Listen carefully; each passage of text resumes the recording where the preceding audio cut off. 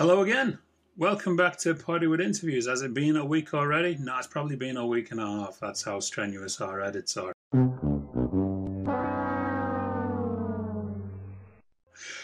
But welcome back to the show. Of course, I am Andrew Roger Carson, co-host, and with me this week, returning yet again, Joe Parker. How are you, Joe? I'm very good, thank you. I feel like it's been a year since we last spoke. There's been that much going on in between, but all good. We're vibing. We are, and we've had some really good feedback in regards to recent episodes we've had out, including the first part of our guest who is returning for the second half of his career. So nice, we did it twice. We just couldn't get enough, honestly. Back to the studio, we've got Mike Disa. Hello, Mike. Thank you for having me back. Thank you very much. With the last episode that we had you on, Mike, we had just finished talking about your time. Warner Brothers working on Looney Tunes Back in Action. Mm-hmm. So we're going to jump ahead to, I believe it was around 2009, 2010, which was a fair few years later. You started working on what I think is a definite cult classic, Dante's Inferno, an animated epic, which was, I guess, a kind of animated tie-in for the Xbox game that was coming out around the same time. Is that correct? Yeah. At the time, I'm trying to remember the name of the little sub-company they had doing it. It was an internal division of EA. Had produced several games, Dante's Inferno, Dead Space, several others. And they were trying to brand them off as a separate thing, and they thought that they could, leverage the IP into televisions and movies and options, which was all a very, very good idea. Of course, it was all run by people who, only knew video games.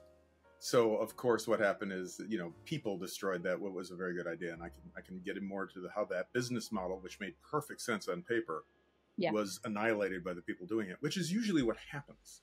You look at Rings of Power and you're like, how in the name of God did such an atrocity force its way screaming into the light, And the answer is it made sense on paper, and then they hired the wrong people. Well, I was working on that Warner's project that we all knew was going to fail as we were working on it. And, but I met a really great animator, Jeff Sergey, who's become a lifelong friend of mine. He was also a guy who came out here from Chicago, a brilliant Warner's animator for years. You can look him up. Amazing career. But I was at somewhere. I think I was either back at Disney or somewhere solid, feature this. And he said, you want to leave that security and come do this crazy stupid thing. IDT bought Film Roman and started to put together not the worst animated film I've ever seen, but in the small box of horrible animated films I carry around with me just to scare off ghosts and demons.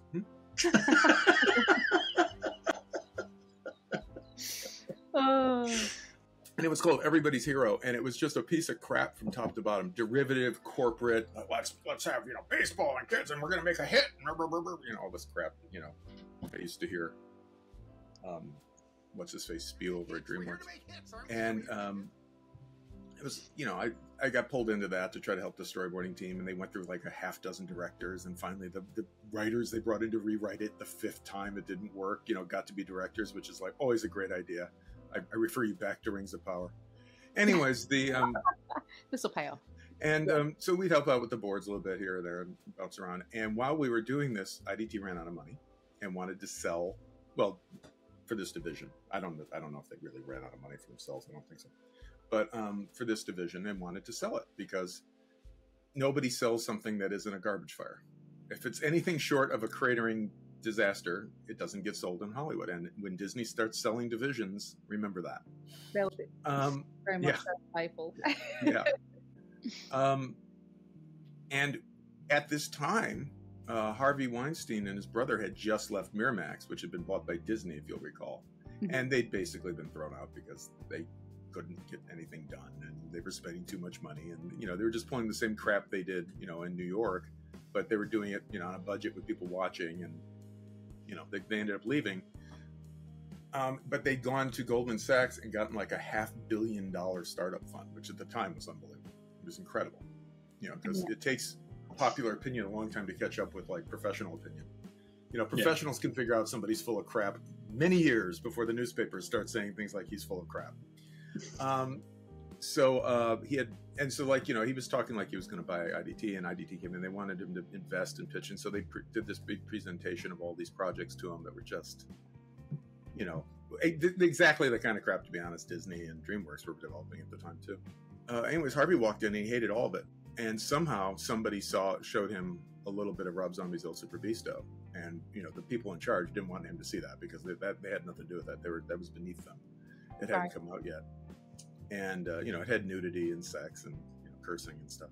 All and he was like, "Where the hell did this come from?" No, oh, that's not us. You know, but you know, everything. You know, look over here at this shiny thing we want you to buy. And he's like, "Yeah. Who did this?" And they said, "Well, this guy Mike and Jeff did it." And so like he walks in, you know, he walks into our room, and you know, Jeff and I are working on something, and he says, "Who directed that?" And Jeff points at me.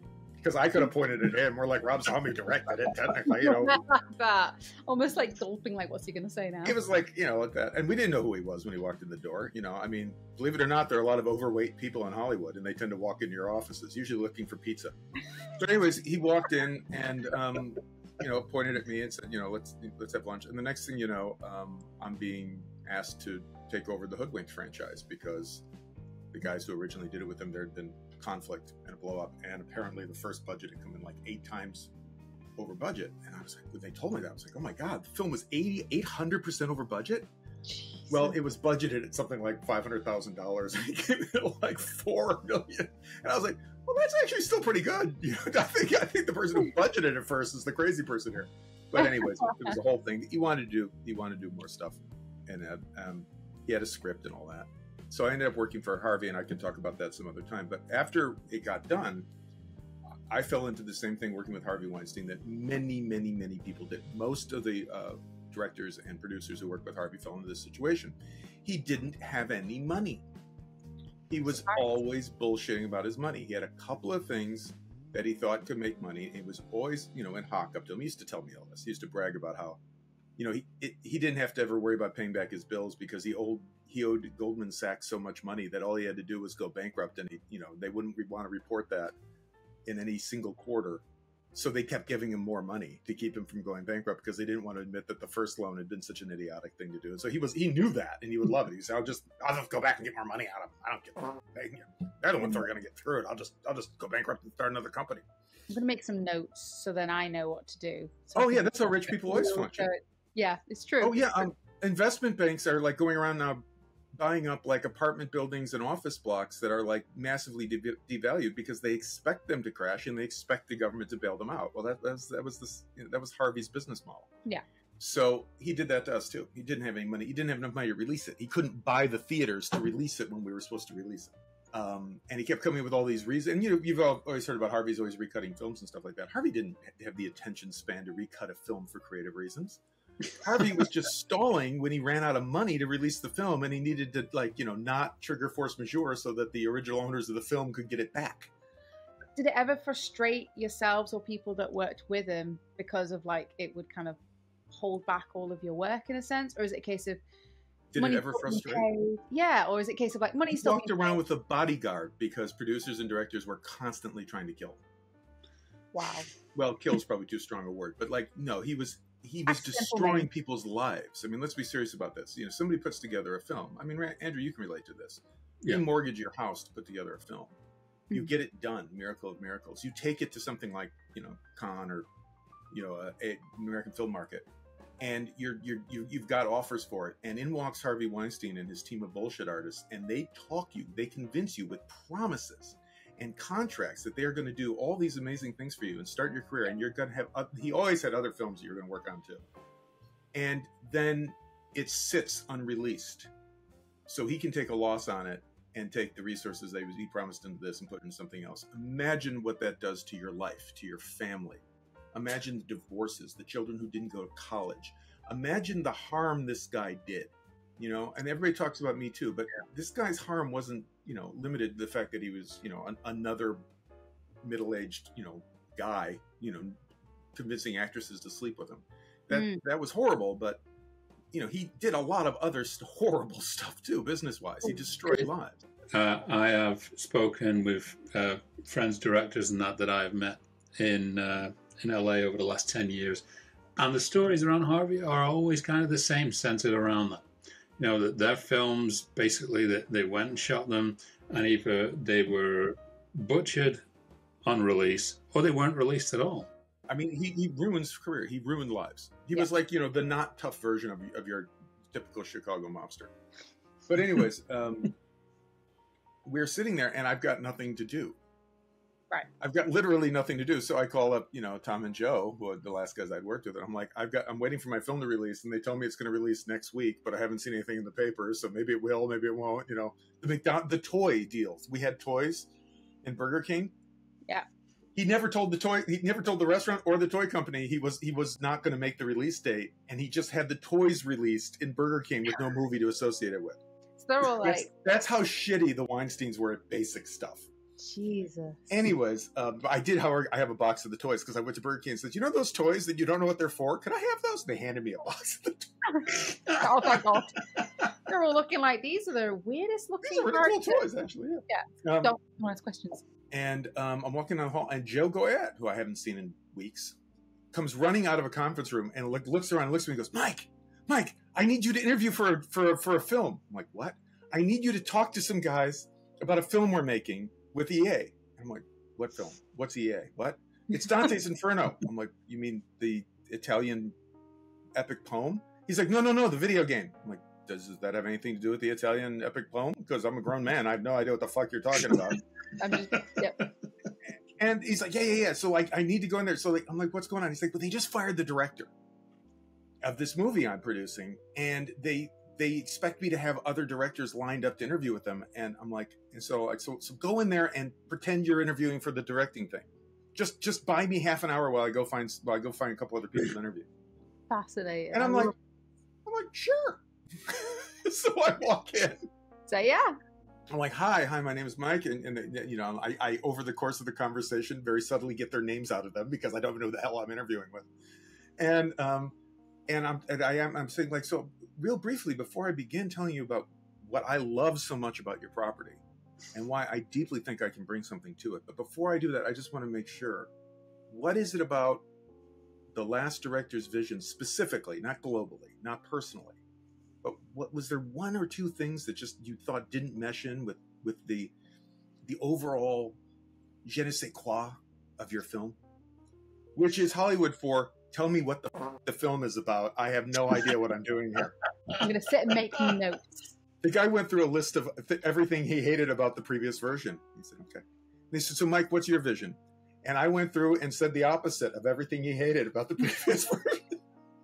You're going down your list that you've probably written on the back of a newspaper, like, yeah, right? It's like, they use too many blues. I'm like, I think red is the color of hell. You know, it's like, you know, it's too obscure. I think clarity is very important when communicating with an audience. You know, and then my basic filmmaking stuff that you just talk about. And I just thought I was killing time for a buddy. A buddy just asked me to stall, and I stalled. So, and then Joe comes running back in the room with two other guys, and I get up and I see them. Thank you so much for me. Good luck with your film. God bless everything. I'm still not even clear on what the film's about. Yeah. And I leave, and I go to the bathroom. I pick up my check, and I'm walking back down the hall. And Joe comes running down the hall again. He says, "Mike, they hired you to make the movie. We need you to make the movie." And you're like, "This is great. I can pay everything. What am I doing?" Yeah, that was about it. I was like, you caught me at a good time. Because normally it has to go through agents and negotiations, and there's flirting, and there's back and forth. Essentially, like halfway through the next guy's interview, the guy said, I want the first guy, and we were done. And I was like, literally, Joe, what is it? He says, I'll give you a script. And they hand me a script, and I come back the next day, and I go, what the fuck is this? You know, I mean, he said, well, you know, the last director, you know, he did some work on the script. I'm like, yeah, clearly, auto spell's a thing. And we went through it, and what happened is that I kind of fell in love with the project as I was being introduced to it, because what it was supposed to be an anime version, truthful version of the Dante's Inferno video game, which lends itself to it because it's very much like every level of hell can be its own narrative and visual experience. Yes. And so what they did, and they did this to save money, but I thought it was just a really neat idea, was they hired, you know, 5 separate studios. Well, 4 separate studios. One was internally at Film Roma. And to each kind of like execute their section of it. Different designs for the main character. It had some similarities, like you could, based on the video game character, but different artistic styles, different background styles. One was greed, one was violence, one was sex, one was, I think the final battle was Satan. And each one of these layers of hell was done like this. And I'm like, this is kind of like Rashomon. This is like each one of these is, once he goes into hell, he kind of like unfolds all his personal bullshit in a Rashomon, and he's like an unreliable narrator of his own life. I'm like, this is cool. And I got to look at some of the stuff being done overseas by the other directors. And I was like, oh my God, this is amazing. It's like, yeah, but one of the problems, Mike, is that the American director they let go pissed off the Japanese directors to the point where they weren't even taking notes from them anymore. And I was like, oh, okay, well, do I have any money? He's like, no, this is that again. We don't have any money. Like, do we have an editor? He was like, yeah, we have an editor. Can I rewrite the dialogue? They're like, yeah, you can rewrite the dialogue. I'm like, let's get to work. And I really, really, really enjoyed having my hands tied because a lot of creative stuff happened. And Joe and I were in the trenches. And it was great. A couple of times we had to go to Korea and Japan, and I had to basically apologize for all the Americanism that they threw all over these poor guys and all the ways they insulted them without meaning to. But I got to visit anime studios. I got to learn the different structures. I got to learn how overseas studios work from the ground up creatively.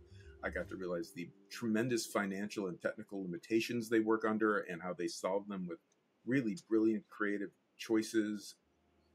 And it just really got me juiced up for filmmaking again, the same way working for Steven Spielberg had. And I really enjoyed it. So we got the film made, and I made some really, really good friends, and I really enjoyed it. Changed my viewpoint. It sucked me out of the big budget Disney 3D world and got me back to really doing creative hands-on stuff without, committees and bullshit and everything going on. And so much to my agent's despair, and I'm walking out the door, and up comes Joe running with me with an executive behind him. And it's like, Mike, if you'll do it, they want to do a Dead Space Aftermath sci-fi film, the same thing, Rashomon style. The only difference is one of the sequences has to be in 3D, but they'll only greenlight it if you do it. And you're sat there like, okay, well... Okay, what are they looking for?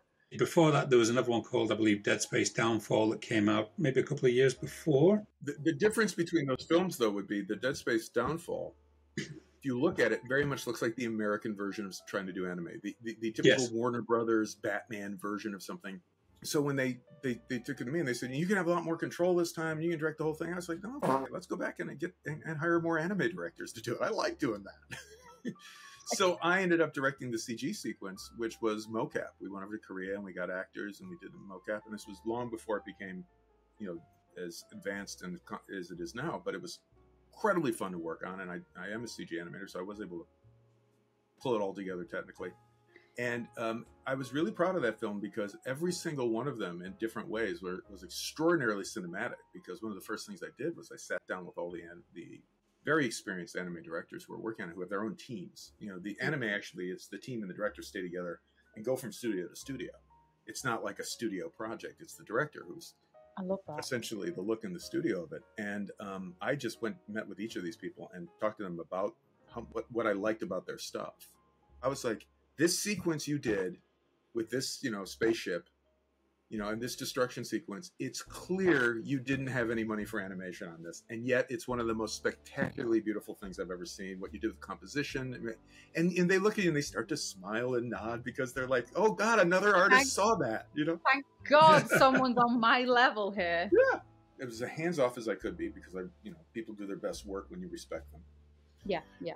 So I developed these lifelong relationships with these anime directors and these anime studios that I was very good because I never asked them to do anything. I was like, hey, we got to redo this. I'll be on a plane. I'll sit down, I'll eat your food. I'll sleep when you sleep. Let's go. And it was wonderful.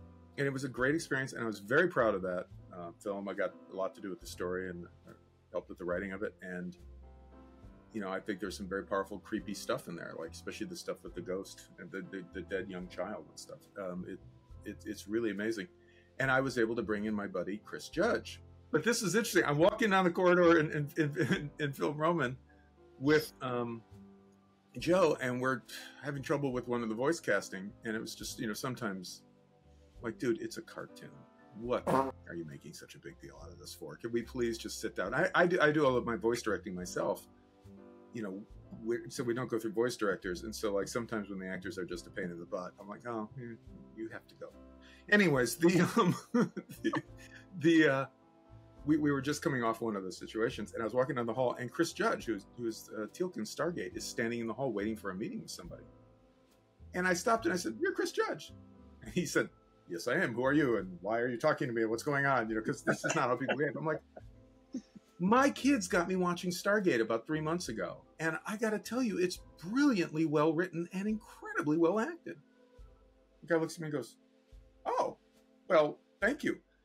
Did you write the Metamorphosis episode?" And he was like, "Yes, I did." I'm like, "I noticed that. That was really good.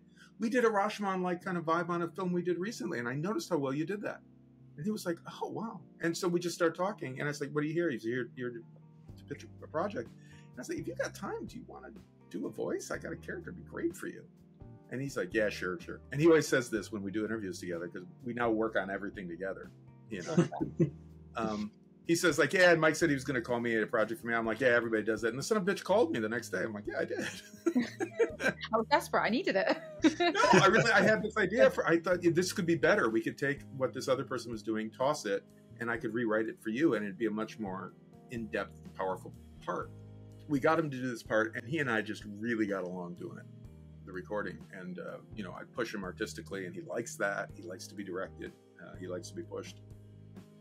And he likes to have somebody to pull him back, because that way he can go full throttle. He's like a no brakes guy if he trusts you.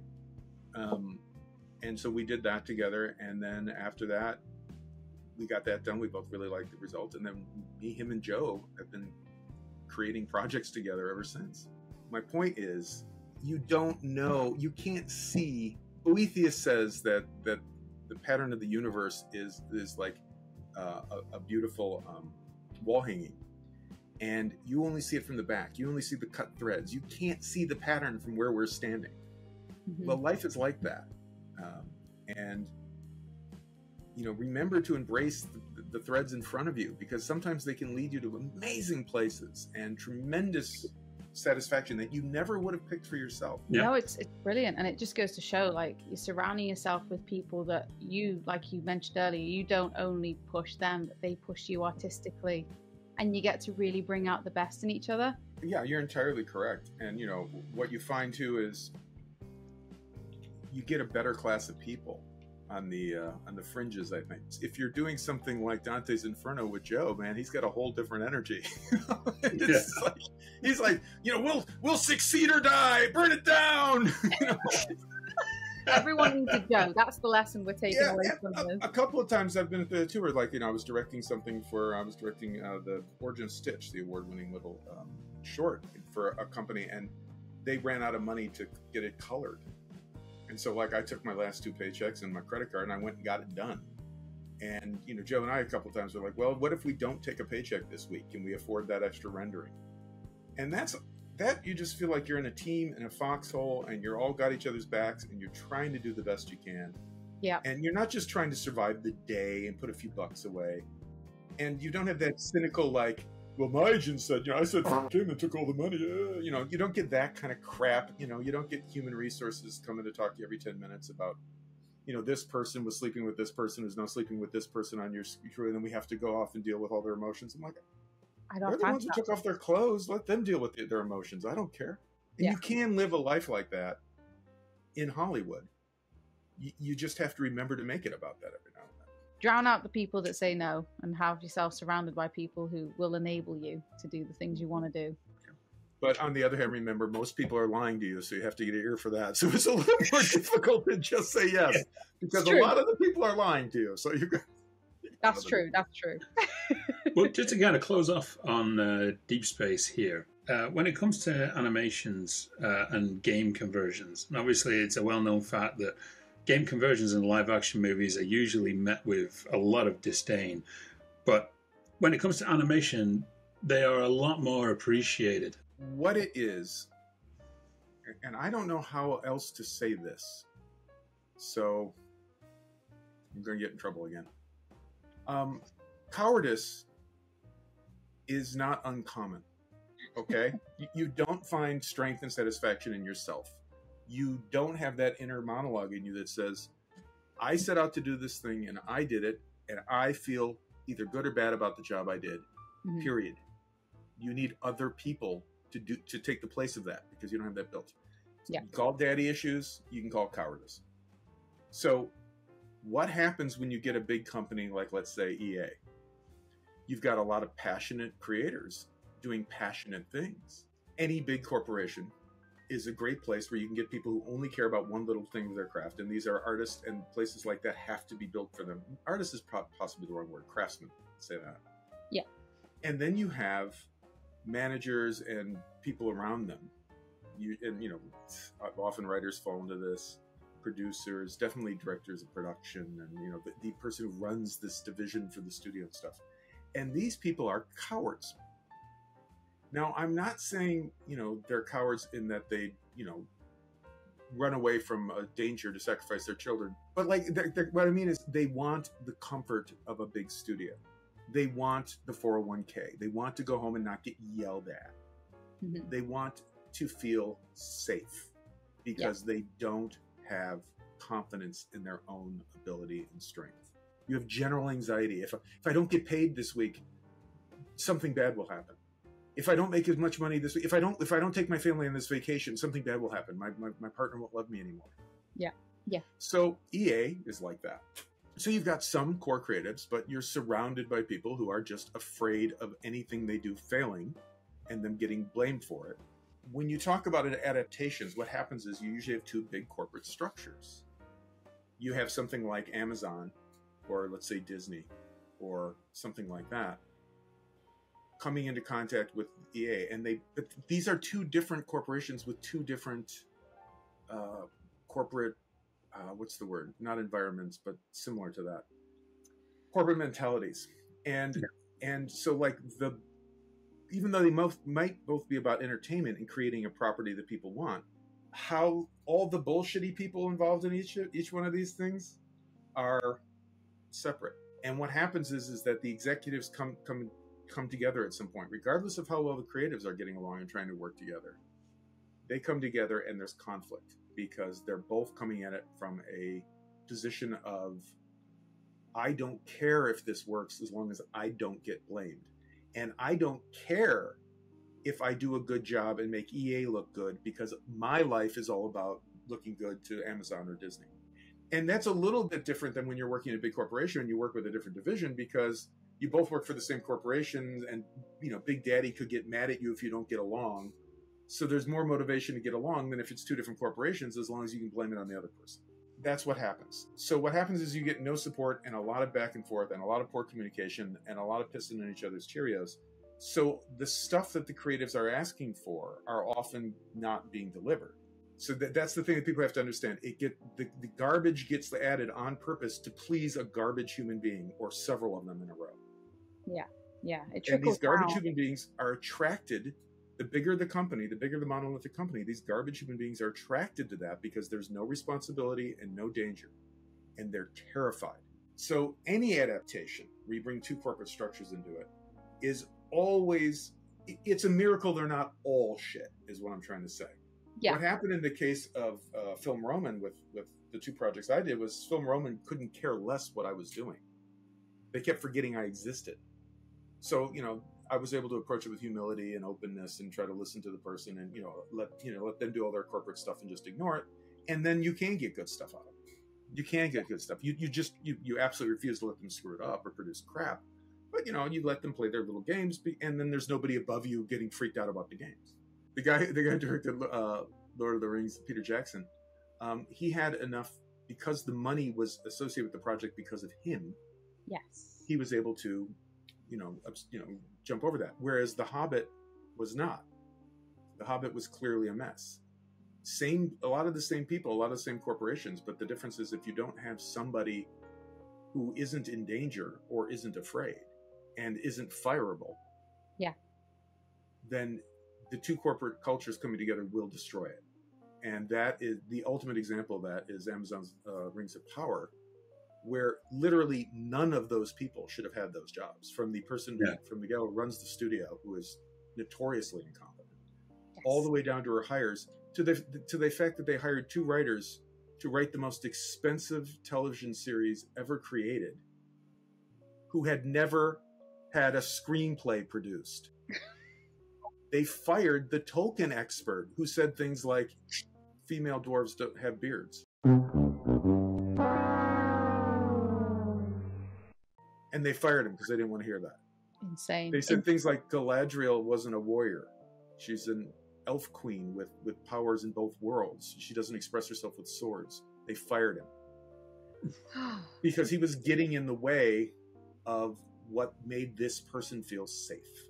And it waters down the whole. I mean, not only does it water down the media that you're watching, but like you said, like when it comes to adaptations of other mediums and things, there's already an established fan base. So it waters down the world, the characters, the area, that people are going to smell that 100 yards away. Something wrong with your hand, Vimes? No, sir. Well, let's talk about that briefly then. If your career success is completely divorced from the product of what you're doing, then you're going to continue to behave like that when you're in charge. 100%. So it's like they've alienated the fans. I'm sorry, the person who was making that decision doesn't feel their career has anything to do with fans. And I'm going to use an example here. Kathleen Kennedy. Story treatments of 7, 8, and 9 and a bunch of other movies. And obviously we have hundreds of books and comics and everything you could possibly imagine. We don't have source material. Doesn't give a fuck who watches Star Wars films, because she made her career, her and her husband, making Steven Spielberg and George Lucas happy until they, stuck her in charge of something. Yeah, but why did it have to be Star Wars?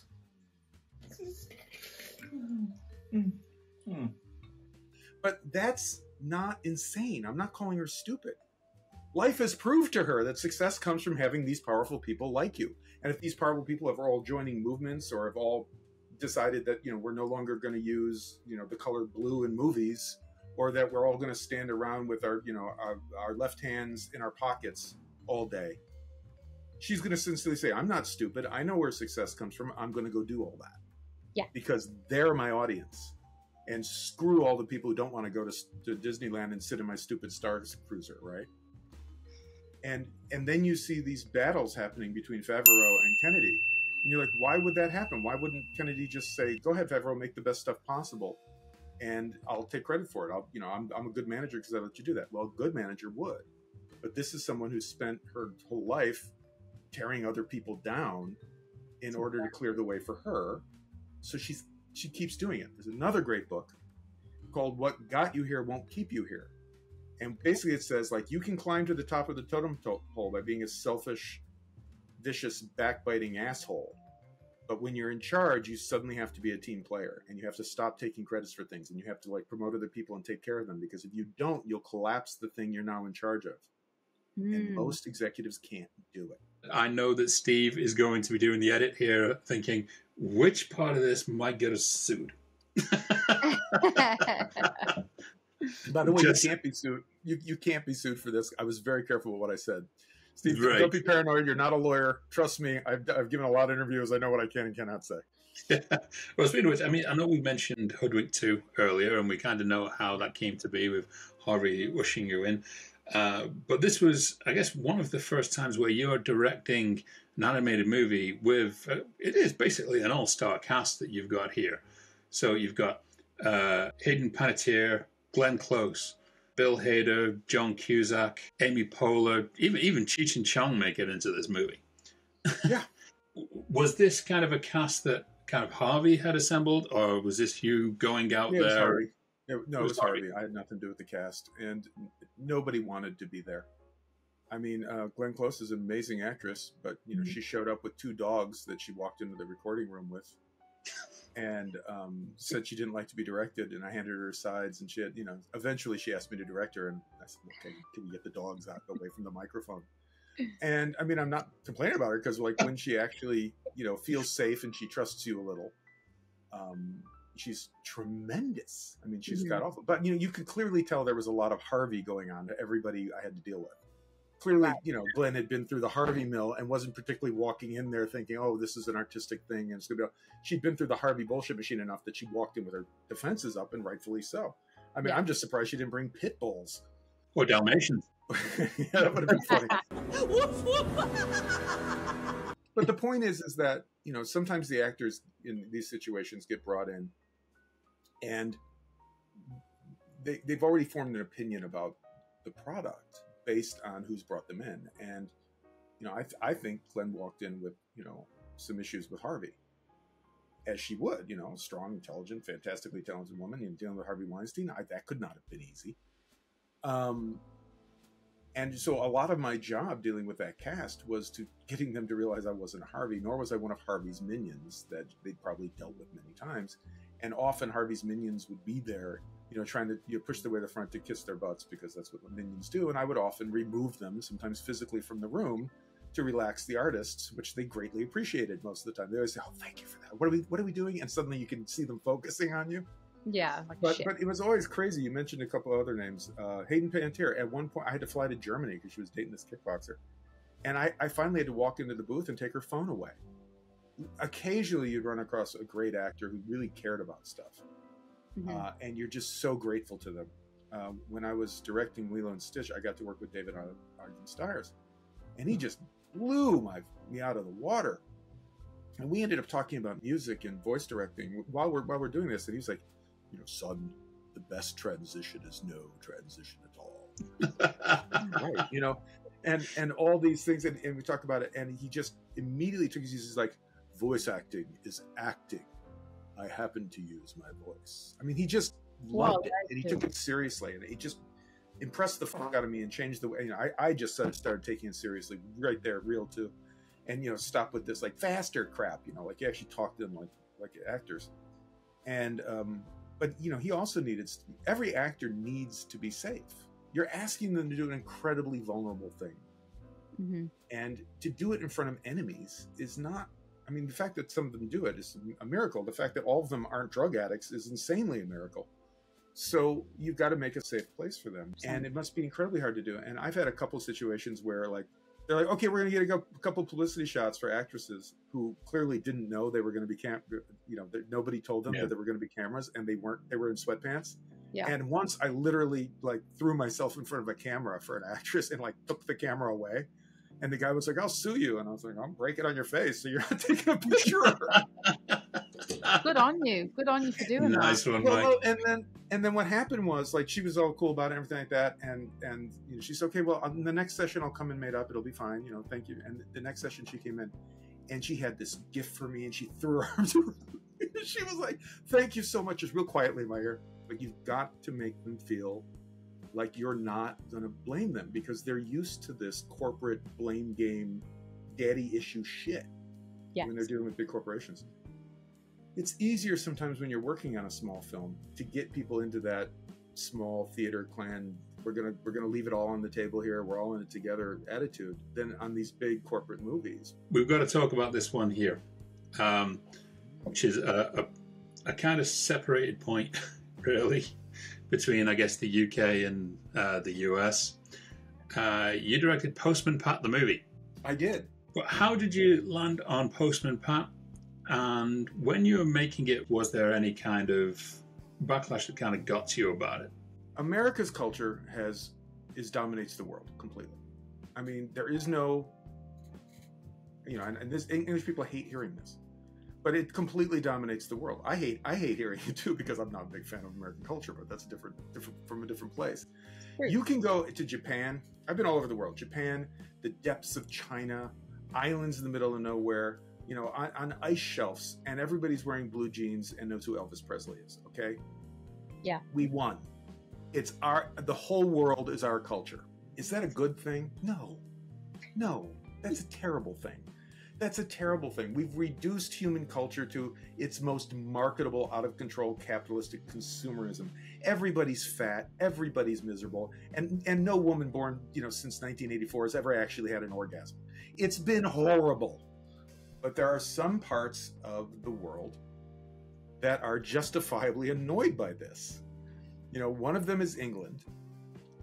because we corrected all your bad spelling. You're welcome. Nice. You know, Nice. the 5 guys who watch this, who are my British friends, will think that was funny. And so, like, people don't like it, okay? And we call it Hollywood, or we call it other things. But what it really is that you're treating us like we're from Iowa. You're telling us that we have to accept this thing, that what you've this atrocity you've made out of our culture, and it's our culture. This is our thing, okay? You don't get to just turn it into something else and feed it back to us and tell us to like it. Well, first of all, that feeling is exactly what it feels like to be an American all the time. Big corporations coming in, swooping up the things you love, destroying them, and force-feeding them back to you and telling you to like it. That's what being an American feels like. I'm telling you. We used to be cowboys. Now we're veal. Okay? So that's how that works. But here's the thing. There is this bizarre disconnect. Hollywood didn't come looking for Postman Pat. That's a quote. Nobody in America has ever seen Postman Pat. Hollywood didn't like, well, we're done f***ing up Doctor Who. No, you did that yourselves. We're done f***ing up Doctor Who. Let's take on Postman Pat. No, that isn't what happened. What happened is that the English producers of that film went out of their minds to get that thing made. They put tremendous amount of time and effort into it. They found Icon to distribute it. They got people like David Tennant and such like that to be voices in it. They went out of their minds because they wanted to make a Hollywood movie. They didn't want to make it in England. They wanted to make it a Hollywood movie. Why? Because they personally wanted to be able to say, I've made a Hollywood movie. They wanted to be part of the cool kids. They wanted to be in the club. And that's what I'm talking about, what happens in England. It's like, okay, so everybody I talk to in England in show business wants to be part of the cool kids club, not realizing that there is no cool kids club. And if you get in there, you're miserable anyways, and you'll die of a heroin overdose. But whatever the hell, whatever fantasy you have, they want to get into cool guys club by making a Hollywood film. Here's the problem. You can make an English film for 10 million pounds, and everyone in Great Britain and probably parts of India, the remains of the empire culturally, will see this thing and know what it is and love it because they'll get the context of it. Yeah. The moment you push it into Hollywood, the business model changes. The business model is, we're now going to put $100 million into this and expect a worldwide return of $300 million, or let's not do it. Mm-hmm. Which means you're not making it for English people anymore. You're making it for French people and Taiwanese people and people in India and people in China and people in Russia and Eskimos and Canadians. God help you. I don't know why anybody makes anything for Canadians. Just pour maple syrup on anything. They'll eat it. And then or South America or whatever. That's the business model. Hollywood does not make regional films. So I remember when I was approached with this, I was handed the script. And they said, do you know what Postman Pat is? I was like, yes, I did. Because when I was growing up, I was obsessed with English television before you could get it. I was involved in stealing your IPs. I was part of the people who went to comic book conventions back when they were like really about comic books, and we would exchange videotapes of Red Dwarf. I had a complete collection of Red Dwarf before anyone in America even knew what that was, before the internet. I loved this stuff, and I knew who Postman Pat was because when you grab these videotapes, you hoover up a bunch of other stuff too. Yeah. And they handed me this. I thought, I would really like to do that. That's a sweet little thing. My kids are the right age. I'm done with this corporate crap. I'd like to see it. I'd like to do it. And they hand me the script, and the script was written by Britons, and I was like, oh my God. It wasn't exactly the script you ended up seeing, but it was just awful. It was just like, it was somebody from a small town in Essex doing an impression of what they think a Hollywood writer would like. Oh no.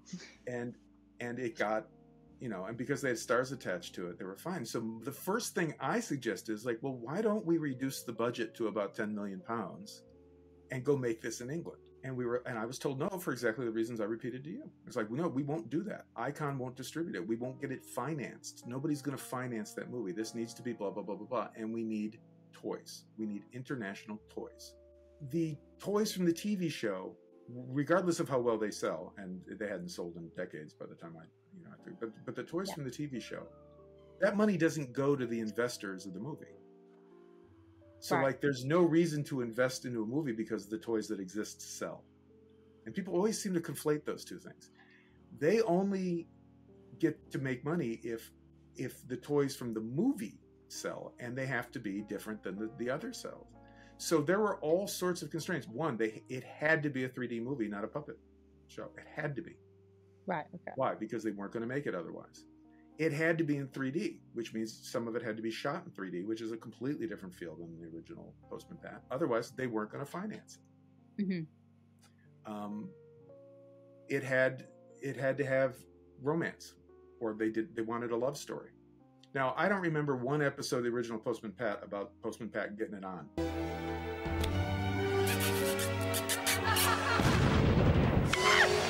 I fascisti! C'è una rivolta in Grindale! And they wanted some sort of problem at home, and they wanted to be a family drama. I mean, this was not negotiable. Now, if you don't want Hollywood, and I say Hollywood in this case, what I'm talking about is the financiers who are internationally based, and Icon who distributed it. If you don't want that stuff done, don't come to Hollywood and try to sell your movie here for 20 years. I mean, it's like ridiculous. You know, the reaction is nuts. And I was saying at the beginning, you know, there's huge parts of the people who grew up with this who aren't going to like this simply because it's in 3D. And they were like, we don't care. And the other thing is the target audience for the original Postman Pat is preschoolers. Preschoolers don't reach into their pockets, pull out, you know, whatever it is, 10 quid or whatever it is, and go to the movies. They don't do, that's not how it works. What works is mom and dad take the family to watch the movie. Yes. And it better have stuff that interests dad and mom a little bit. It'll get tested before, you know, it gets the distributors put the money out. And if moms and dads say they're bored, that film's not getting released.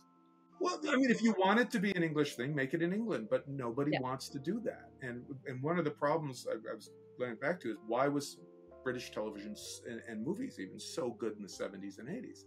And the reason for it was the BBC was publicly funded, and you could take things like Hercule Poirot or Sherlock Holmes. But I mean, the reason I bring this up is I'm not defensive about the movie. You know, I really enjoyed it because it was the best thing I was offered, and I did my best to try to bring as much of that charm as I could. You know, knowing the fact that it was going to be about a talent show that Pat was in, which was in the original script, and I was like, Postman Pat's going to be on America's Got Talent? What? Run that back. Yeah, I mean, I was like, that's your movie? Okay, and it was just because, you know, the two women who were the producers of that must have really liked watching America's Got Talent. I don't know. And there had to be robots. Why? Because we needed toys, and we had to we had to redesign, you know, all the little things. There were certain limitations that you have to do. Yeah. But it was still the kindest, sweetest, gentlest movie I've been offered, and I was really wanted to make something like that. Think of all the things that don't get made now. Yeah. That, you know, the plays, the dramas, the mysteries, all these little things that used to be just a part of the BBC's DNA that no longer is done. And, you know, suddenly agendas and stuff being forced on properties and IPs very much in a Hollywood kind of way. There was a place to go with that. Stephen Moffat wrote Couples. Yes. And then after Couples, he wrote Dr. Jekyll. Oh, it's called Jekyll. I was like, it's not Mr. Hyde. It's not Mr. Hyde. Jekyll. Yeah. And these are two of my favorite things. And after that, everything he's written has been like basically Hollywood crap, because basically Hollywood money now comes in and makes the stuff, and it's made now with an eye towards exporting. Mm-hmm. BBC America, Julie running BBC America, you know, has changed the business model of British programming. So what I'd like to say is, well, if you don't want America to shit Hollywood all over it, which was a line in the movie, so they didn't use the word shit, then finance it at home. But the problem is there's no place to distribute it anymore. And that's happened in America in microcosm too. Yeah. Macrocosm too, because basically all the independent film distributors have been run out of business by Netflix. There's no way to distribute anything. So if you can't just, when you raise money for films, and I've done this, so I know how this works, it's not about raising the money. It's about getting the distribution locked in first, because if you can get enough distribution that mathematically your project can make more money than you spend on it, there will be people lined up hands over fist to give you money for it, because investing in a film is a great way to cheat on your taxes. Everything's grinding through the international distribution mill because Netflix isn't interested in making, well, they don't make anything, they do negative pickups. Yeah. But they're not interested in making projects that nobody in America is going to watch, because they don't give a, I mean, remember, all of Great Britain together is roughly the size of Delaware. You know, it could be the biggest hit in Britain, and like, oh, great, we opened it in 40 theaters in Delaware. Who the hell cares? I mean, you guys just do not have the financial impact in the entertainment industry that, that you'd like to. And remember, it's got to be done in different languages. So the humor, that charming local humor.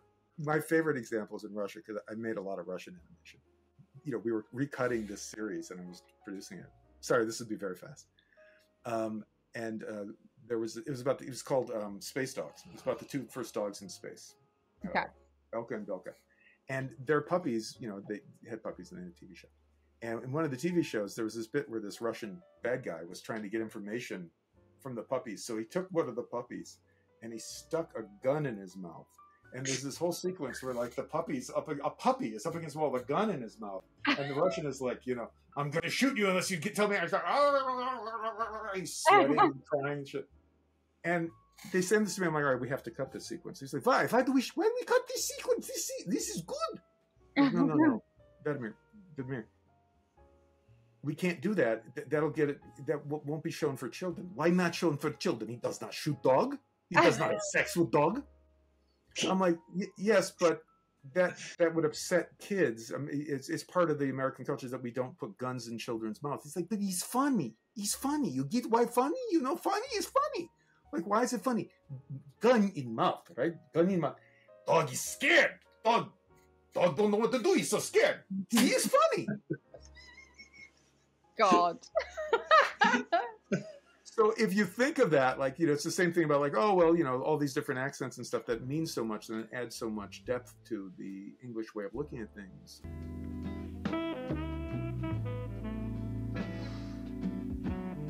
By heck, you smell gorgeous tonight, pal. Or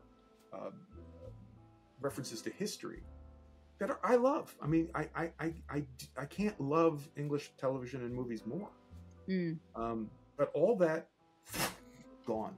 Yeah. Because it doesn't translate to people in Michigan or Iowa or Ottawa or Madrid. Yeah. Everything has to be translatable into 15 different languages, and it can't offend anybody.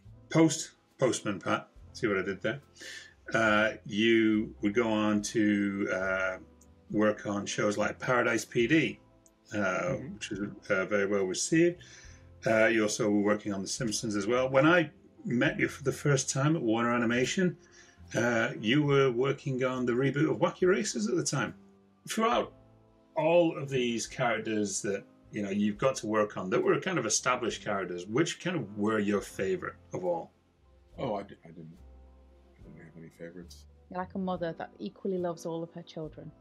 Well, no, it's not even that. It's just like it's just they're not all complete characters. They're all part of that comedy dynamic. I mean, Peter Perfect running around being that stupid all day would be hard to make a plot work around him if you didn't have Penelope with him, right? The interesting thing about that is the fact that I was making another film. So Postman Pat had done well internationally, and I was being asked to develop another film. And in the meantime, I was developing a film for. I was in Europe, and I had gotten a chance to actually. I got offered, like, would you like to direct and design the biggest ride in the world? I was like, what do you mean? So, like, it was this ride for a water park in China. Right. And it was basically taking 5 IMAX theaters and running next to each other, like screens running next to each other. And you'd have seats that moved and shot stuff at you and, like, misted you and jolted you a little bit. And then you'd have these giant robots that would come down out of the ceiling and soar over the audience. And then you'd have actors come out. Okay, that's cool though. And so I was a part of that, and I was really getting a kick out of it. The people I worked for turned out to be they were not the Chinese people, but the Americans who bought the Indian company turned out to be, again, somebody with daddy issues. And but I was enjoying it a great deal. And we were getting around the corporate stuff, and we were trying to work our way through, making sure that this worked for everybody. And I was overseas, or I wasn't overseas. I'd come back for like a week, and my youngest son suddenly one day walked into my room and looked like he had lost 10 pounds since the time he'd gone to sleep, and he was throwing up, and he was losing control of his bladder, and he was 10 years old. And we grabbed him, took him to Children's Hospital, and he had type 1 diabetes. It just came on like that. And he was a great kid, in shape, ate well, just one day, genetics. Mm-hmm. And the problem with being an American, see, this is another thing I hate about America. Yes, American culture won. Yay, the world sucks. And all the other stuff that I hate about the American culture in general, this is my favorite, healthcare. So my son went from, not having any health problems at all to being insulin dependent about the same time that Barack Obama was going around pretending he was going to do socialized medicine. Really what he was doing was handing a huge gift of money to the insurance and medical professions to get them to not block his bill. And so one of the things he did while he was, he negotiated, is he got rid of price controls on medicine for particular kinds of medicine. And one of them was insulin, which skyrocketed. So suddenly my son went from not being insulin dependent to being insulin dependent every day. And I had to come up with hundreds of dollars of insulin every day or he'd die. Well, you know what one of the fun things about being a filmmaker traveling the world is? It's independence, it's artistic. You get to try different things, you get to fail, you get to experience different cultures, you get to do all this stuff. You know what the downside is? You don't have insurance. Right. So suddenly that's on the brain of finding something. So like that, I had to get, so we went through our savings, just hand paying for his insulin in about a month and a half. And I spent that month and a half scrambling around trying to get on trying to get one of these films that I was working on to put me on some sort of insurance. And of course they wouldn't, because it's America. And your kid can die. You start next week, but your kid will die a week after that, but you're not going to take any time off, all right? And so working for America. So what happened is that I called up Warner Brothers, or Jeff Sergey, he reappears in this, was there doing the previous Bugs Bunny series. And they had always wanted to work with me in television. And I got to be honest with you, I had worked with Warner's at the beginning of my career, but I had never really thought of Warner's TV and quality in the same sentence. Right. And I needed insurance. So I called up Jeff. I went in and met with the stuff and this was how the meeting went, roughly. I'm compressing several conversations into one for story effect. For those of you guys who are obsessed with nonsense, this is how you tell a story. You compress time. Mm-hmm. Okay. I walked into the meeting and we sat down. They're like, Mike, we've always wanted to get you out here. We're looking great. We'd love you to, create a show for us. And I'm like, fantastic. I would love to. And they're like, so what kind of things interest you? Not being an idiot, you never answer that question. You sit down and says, what are you interested in doing? And you answer that question. You're talking yourself out of work. This is a bullshit interview. Why? Because what are the odds are the thing you happen to mention is the thing this person told you to take the meeting over? Why they don't start out with, this is a meeting about this, I don't know. But you learn this in Hollywood, so what you do is you learn to talk around it. What kind of things interest you? Oh, you know what? I've got some particular projects in my mind I'd like to talk to you about. But before that, I mean, this is great to be here. And you're developing all these things. What are you on, 5 different shows? You must be so busy. It just turn the conversation to them and get them to tell you what the hell they've been told to develop. So finally, they mentioned how hugely popular the Wacky Races toys were in Europe, and how Mattel was interested in doing a new line. And I said, that's weird. You should bring that up. That was the fucking show I was going to talk to you about. I mean, it's amazing that you would mention that. Since you mentioned, let me just tell you, I have an idea to update Wacky Races with 3D cars that can move and transform and just be all sorts of, just make it really, really cool, like a video game, but goes back to the classic slapstick humor of the best of Hanna-Barbera, and blah, blah, blah. And I just bullshitted off the top of my head. Yeah. And I walked out of there, and I was the new showrunner in charge of the Wacky Races reboot. And that's how you do it. Well done on that. And so here's how your career in Hollywood works. Never answer the question directly. Find out why the hell they asked you the question before you answer. And then what I found out sometime in there was that the fact that Warner Brothers doesn't own all the characters from the original Wacky Races. Oh. There were like 9 characters in the original Wacky Races, and Warner's was not allowed by contract to use 50% of those characters. Otherwise, they'd have to split the money with Bert, somebody. He was a game show host. Turns out that that television project had been developed in concert with a live-action game show, and nobody remembers the game show, but they remember the cartoon. But the game show people still own that property. So we were only allowed to use 49% of the characters from the original show. You know, here's the hole you're starting in. It can't be a puppet show. It's like, I can't use the damn Wacky Racers. I can't use the cavemen. I can't use half the characters. Nah, I mean, you know, you dive into it because, like, in any situation, I found something really to love about it, which was the fact that nobody cared what I was doing. So as long as I made it look good, which I can do because I know how animation works from the ground up. I know CG works. I know production works. I know how post works from all those other jobs. I could make sure that for the amount of money we had, it would look better than any other show that Warner's was doing. And I stand by the fact it's still the best looking show they've ever done. And then as long as I got it done on time, and I kept it on budget and I got it done on time, nobody cared what I did. So I turned the whole show into a series of social satires about different types of American culture, different kinds of movie genres, different kinds of adventures. I just had fun with it. And the team I put together, once they realized they could trust me, just loved it because it was like, we're going to do a Casablanca parody of this week's Wacky Races.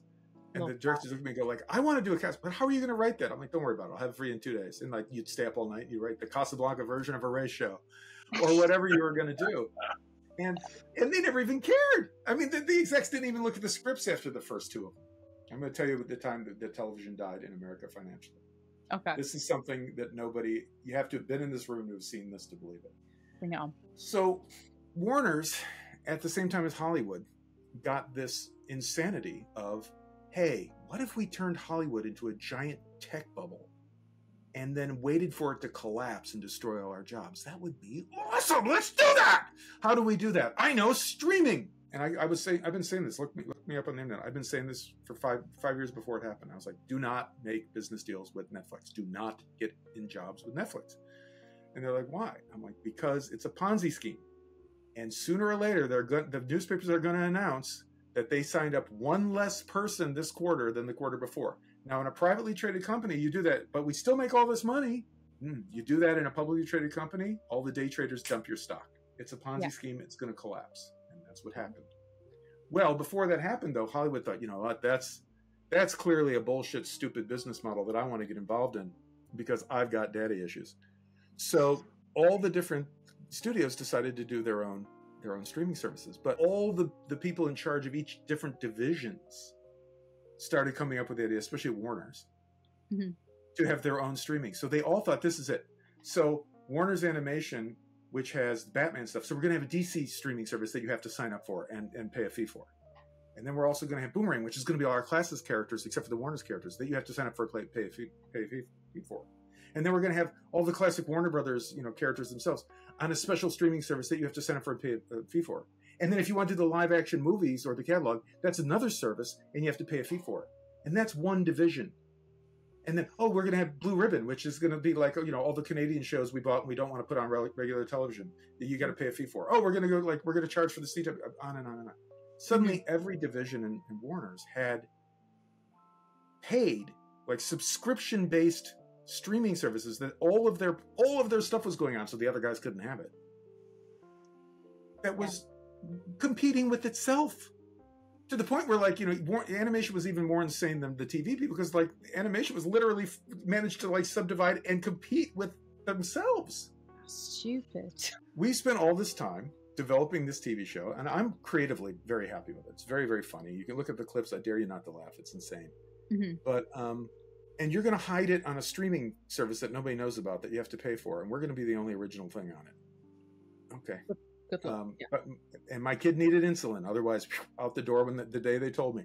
I'm like, okay, we're going to do that, but we're still going to sell the toys. Oh yeah, the toys are still going to pay for half of it. We're only going to lose half the profits of the show because the business models, half of it came from the toy deals. What happens now is that we're at the meeting, and it's the big meeting where Mattel and Fisher-Price come in, and all of the Warner's divisions are pitching all their shows for the next year, and the movies and everything, and because they have to buy shelf space on the stores.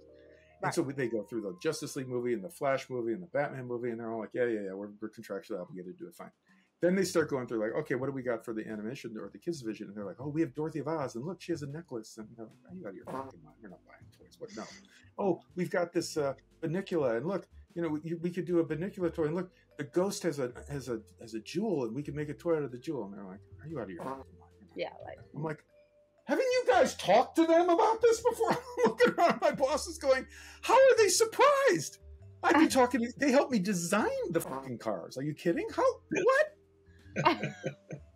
So like they're all getting passed, and they come to me and they're like, "What's this?" And I said, "Well, we've got this." And we pull out the sketches that the toy department had helped me design. They're good toy designers. Why not for the cool cars? And they go nuts. They love it. Fisher-Price and Mattel start arguing about who's going to do this at the table. And I'm like, "Cool, my show's going to get made. It'll go for a few years. I can continue to get insulin into my kid." Yeah. And then they're finally like, "Great. So do you guys already have the two seasons? Approved? Are you guys, when are you guys going to be on the air?" They're like, "Oh, we're going to be on the air real soon." Boss, whose name I'm not going to give you, said this because it does make him look stupid. Oh, good. It's like, yeah, but we don't know how many seasons it's going to be because we really don't have seasons anymore. And Fisher-Price Mattel looks up and goes, "What? What do you mean you don't have seasons?" Well, it's streaming, so we don't have seasons. I mean, maybe we'll get like a 14, episode renewal or 20 episode renewal. We never know, and we never know when. Oh dear. It's on streaming. Yes, it's on streaming. It's on Boomerang. It's going to be the premier thing for Boomerang. So we're expecting big things from it. We're going to make a lot of money from subscriptions. And they turn to my boss's boss and go, "You know how this works, right?" The guy goes, No, he says, "Of course I do. I'm a big shot executive. Look, I ordered the most complicated lunch." And they're like, "Let me explain this to everybody. We have to spend money a year in advance to reserve shelf space in Targets and toy stores all over the world for your properties if we're going to license your toys. We're not going to do that for something on a streaming service." Well, why? Because people who are interested in it will come find it on the streaming service, and they're like, "Exactly. People who are interested in it are already buying the toys, and they're not buying that many. We're not going to look, guys, it's a commercial. It's got to be on TV where kids can see it who aren't interested or don't know about it, so they will badger their parents when they're in the stores to go buy the toys. So tell your folks, buy me, Bonestorm, or go to hell!" Buy me, Bonestorm, or go to hell! Bart? Nobody is gonna license a toy on streaming. Are you out of your mind? And right there was the moment that Warner Brothers' business model collapsed in front of me. They managed in one fell swoop to get rid of both streams of income that paid for all their animation. Oh my word. And the bosses stared at these guys like they just ate a fish in front of them. They were like, "Okay, well, we're going to make the movie ones. You guys with the streaming, good luck. Best of luck. I'm sure you'll make a lot of money." And that was it. I was there when the toy companies explained to the bosses about how this works. Now, for legal reasons, let me just say, okay, that was my impression, the fact that they were shocked. Maybe they weren't. Maybe these guys were geniuses who were playing four-dimensional chess, and they knew this all the time, and they'd been lying to me, and that we designed all these things and went to this meeting in some sort of brilliant corporate thing, because these people all kept their jobs after the division was decided that it didn't make any money, didn't make any sense, and they fired all these artists and they fired all these people. These guys got to keep their jobs. So maybe that was their plan the whole time. Maybe they were geniuses. But from my standpoint, it looked to me like they were flabbergasted without putting it on broadcast television or even cable television and selling commercials. It doesn't even matter if those commercials cover the nut. You're not going to get toy deals. Yeah. So there is no Rings of Power toy deal. there were tons of toys sold for Lord of the Rings. Yeah. But there's no Rings of Power toy deal, and so on and so forth. You have those specialty toy deals, like, you know, that where adults who again have father issues and mommy issues buy toys continuously and wear short pants and Green Lantern t-shirts to work. Yes, there's always a place for guys like that to embarrass themselves and buy toys. But for the rest of the world, toys are no longer a thing for children's programming, which you'll notice nobody's making children's programming anymore because that collapsed the business model of why you make children's programming. Oh, that's incredible. Yeah. Did I say anything that didn't bum you out today at all? No, you're all right. All right. It's all in the edit. What you said? Better not edit this out. The world needs to know the truth. You bastards. You work for the networks. I'm mad as hell. Silence me. Don't silence me. But no, it's okay. The full version is available on Patreon so that people can actually pay a little money to actually hear the full episode. There we go. Patreon. So, like, if they think they haven't heard most of my rant right now, that's a good time to go check out Patreon, because I promise you, I said things they cut out. Yes. And it's not bleeped out either. Oh, yeah. Well, I'm sorry about that. It will be. Not a problem. Well, Mike, I mean, obviously, over these 2 episodes, I mean, I think we've had more information, and it's great to get your opinion and just a real truth come out. A lot of people, you know, tend to be more diplomatic and stuff, but it's very refreshing to actually get an honest opinion and feeling, and an education as well. You have an outlook for the future now. You're setting up with your animation studio, which we're going to be keeping a very close eye on. So we want to know as soon as those projects are rolling and when they're due to come out, so we can promote them for you. I will announce it. I will announce them here first. I promise. As soon as the Variety and Hollywood Reporter. And if they don't go, we'll please encourage everyone to continue watching The Simpsons for another 30 years, because I really need that show. We'll make sure of it. Don't worry. Before we say goodbye to Mike, we have to say, subscribers, if you have liked what you have seen on the show today, give us a subscription. You know, they help. We have our Patreon also, so if you want more exclusive content, we're also going to have short form. We're also going to have longer form. Andrew, I don't mean to interrupt, but am I to understand the Patreon is where you get the uncut version of what I said, where I named names and brought up corporate culture and even revealed a global conspiracy to destroy British culture? Is that the Patreon you're talking about? Mm-hmm. That is the Patreon that I am talking about. Seems worth a pound or two to me to get the straight story that they don't want you to know. Exactly, price of a cup of coffee a month. So yes, the Patreon. We will have short form content going on now, also the longer content, and you know the shows that you can see on YouTube are edited down versions, nice, neat, tidy packages in order to get money from you. Please get involved. It's really nice to hear your thoughts and opinions on episodes, what you want to hear, what you've enjoyed the most about conversations. We're on all socials like Facebook, Instagram, TikTok. We're also on LinkedIn, places like that. Please get involved. It'd be great to hear your thoughts.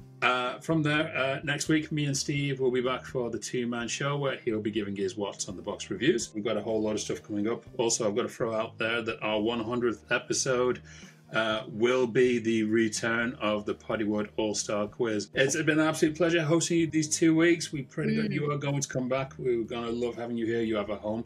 But in the meantime, give us a plug. What have we got coming out from you? Well, aside from more Simpsons after the strike and hopefully a brand new studio, if anyone would like any consultations or educational stuff, I do travel the world. I like to teach high school students and college students, and I do practical filmmaking courses.